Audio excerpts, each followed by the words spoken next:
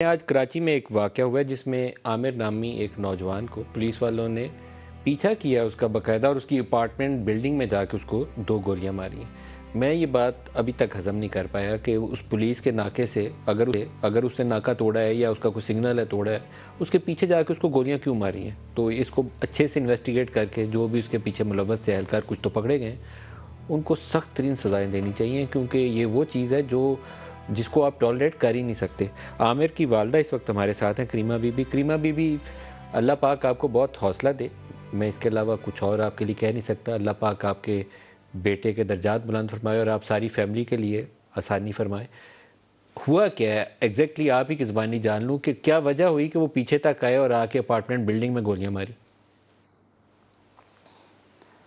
मेरे हस्बैंड को 22 नवंबर को फालिज का अटैक हुआ है। उसके बाबा अभी तक भी बीमार हैं।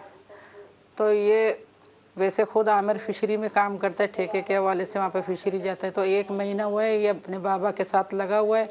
बाबा को फिजियो कराना, वॉक कराना, दवाएं देना, उठाना, जिस तरह वो एक जो पड़ा हुआ बिस्तर पे शख्स होता है तो उसकी पूरी खिदमत करना बाबा के लिए। कि अम्मी जब तक बाबा सही नहीं होंगे मैं काम पे नहीं जाऊंगा। मैंने कहा बेटा आपकी मर्जी।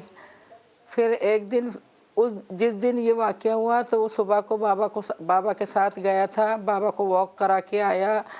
फिर बाबा को कि भी बाबा को बाहर लेके जाऊंगा तो बाबा का माइंड फ्रेश होगा, तो वॉक करवाऊंगा तो जल्दी चल सकेंगे। फिर जब ये लोग गए तो 4 बजे वहाँ से आए वापस। 4 बजे वापस आए तो मैंने बोला बेटा इतना देर क्यों किया, तुम्हारे बाबा ने अभी दवाई भी नहीं ली है। और आपके बाबा की दवाएं जो है ना, आपके भाई ने रात के टाइम मुझे कहा था कि अम्मी बाबा के लिए मैंने दवाएं, कुछ फ्रूट, मिनरल वाटर की बोतल वगैरह मैंने लेके रखे हैं, आमिर को भेज देना लेके जाए। मैंने कहा बेटा आप ऐसा करें, अभी आए हो, बाबा को पहले तो मैं दवाई नहीं दे सकती ना, ये चीज़ें जाके ले आओ, बाबा को कुछ खिलाऊंगी पिलाऊंगी, फिर इसको दवाई दूंगी। आप जाना और जल्दी जाना, क्योंकि मेरा बेटा जो है ना छिपा और एदी के नाम से मशहूर था पूरे मोहल्ले के लोगों के लिए, गैरों के लिए, हर किसी के लिए ऐसा हमदर्द था कि सारे लोग मुझे नहीं मेरे बच्चे के ज़रिए मुझे जानते थे। तो ये गया निकला तो इसका दोस्त एक आया हुआ था, तो उससे बोला कि यार मैं भाई के घर में जा रहा हूँ दवाई लेने, वो चीज़ें लेने, तो आप मेरे साथ चलो। तो उसके साथ बेटी भी दिख रही है, आपकी बेटी वैसे रो रही है चीज़ लेने के लिए, चलो मेरे साथ चलो, चीज़ भी दिलाते हैं और भाई के घर से ये चीज़ें बाबा के दवाएं वगैरह चीज़ें लेके आते हैं। तो जैसे ये बशीर विलेज से निकले जोरमोर की तरफ, तो अलादीन से आगे एक अपार्टमेंट आता है जिसको लाल फ्लैट कहते हैं। तो वहाँ पे शाइन फोर्स के 3 अफराद पुलिस वाले, जो 2 बाइकों पे, एक बाइक पे 2, एक बाइक पे 1, तो वो इनको आमिर को इशारा किया कि रुको। तो आमिर ने बोला मैं क्यों रुकूं। उसने बोला यार, दोस्त ने बोला आमिर इशारा कर रहा है रुकने का, कहले छोड़ो इनका काम है, ये कुछ पैसे वैसे लेंगे, छोड़ो। अम्मी ने बोले जल्दी जाओ और जल्दी आओ, मैं जल्दी में हूँ, बाबा को खाना खिलाना है, दवाई अम्मी बाबा को खिलाएंगे, जल्दी चलो। तो ये निकले, इसने कोई इतनी बड़ी बात समझी नहीं, जो इसने रोका नहीं और डायरेक्ट लाल फ्लैट और नौमान एवेन्यू बिल्कुल करीब है, 5 मिनट का भी फासला नहीं है। तो वहाँ से इसने किक मारी, डायरेक्ट वो नौमान एवेन्यू में गए जहाँ पे आमिर का बचपन गुजरा। आमिर जब 3-4 साल का था, पूरे नौमान एवेन्यू के लोगों से पूछें, आमिर 3-4 साल का था जब हम वहाँ रहने गए। 20-25 साल हम वहाँ रहे और सारे पूरे अपार्टमेंट के पुलिस लोग वाले ने वहां आके इसको क्यों वहाँ गोली पे भी मारी, क्या वजह हुई? इसने आमिर ने उसको बताया, कुछ बात की उसने उनसे? नहीं, आमिर ने कुछ भी नहीं बोला। आमिर का कसूर ये है कि आमिर नहीं रुका और मैंने इसको बोला कि बेटा जल्दी जाओ, जल्दी आओ, तुम आधे घंटे के काम के लिए रास्ते में दोस्त मिलते तो 2-2 घंटा ज़ाया करते हो, बाबा को दवाई खिलाना है, मेडिसिन देना है, जल्दी भाई के घर से चीज़ें ले आओ बाबा को तो ताकि पुलिस खिलाऊं वाला पिलाऊं पीछे दवाई दूं। इसके घर तक तो पीछे आए, इसलिए पुलिस वाले दोनों?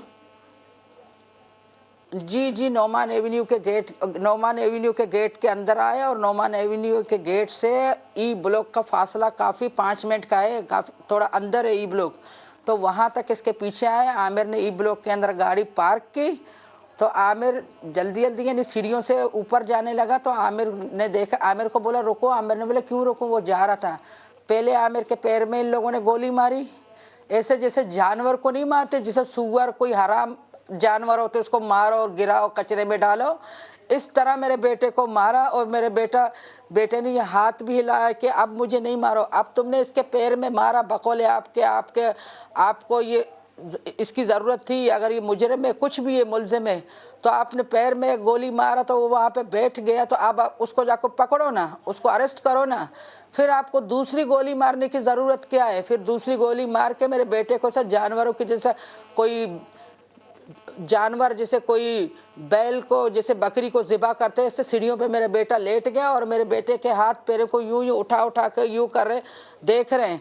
फिर जब इसने तीनों वहीं थे, जब इसने ये इस तरह कर रहे थे तो नोमान एवेन्यू के सारे लोग आए, बोले यार इसने ये आमिर है ये। फिर इसने देखा कि अबे ये बंदा, ये लड़का तो यहीं का है, तो अब क्या करें? तो इन्होंने बोला कि अब तो ये मामला ख़राब हो गया। अब ये तीनों पुलिस वाले वहाँ से अजीज़ भट्टी के ये तीनों भाग गए। अगर तुम लोग को ये वांटेड था, आप लोग को इनको पकड़ना था, तो आप लोग भागे क्यों? इनके साथ हॉस्पिटल क्यों नहीं गए? इसके ऊपर कार्रवाई क्यों नहीं किया? आप लोग क्यों भागे वहाँ से? क्यों भागे? क्योंकि करीमा वो तुम्हारा बीबी, बेटा नहीं था वो। अल्लाह पाक आपको बहुत हौसला दे, और इस प्रोग्राम की वसातत से आपने पूरा वाक़या भी सुनाया। मैं आपका शुक्रगुज़ार हूँ कि इस कंडीशन में भी आपने ये बात हमारे साथ की, और शायद वज़ीर आज़म के लिए, वज़ीर आला के लिए, सारे लोग जिनको मुंतखब करके लोगों ने ज़िम्मेदारी दी है, उनका इम्तहान है कि ऐसे वाक़यात में इंसाफ़ करें, इस माँ की फ़रियाद सुने और इंसाफ़ दें।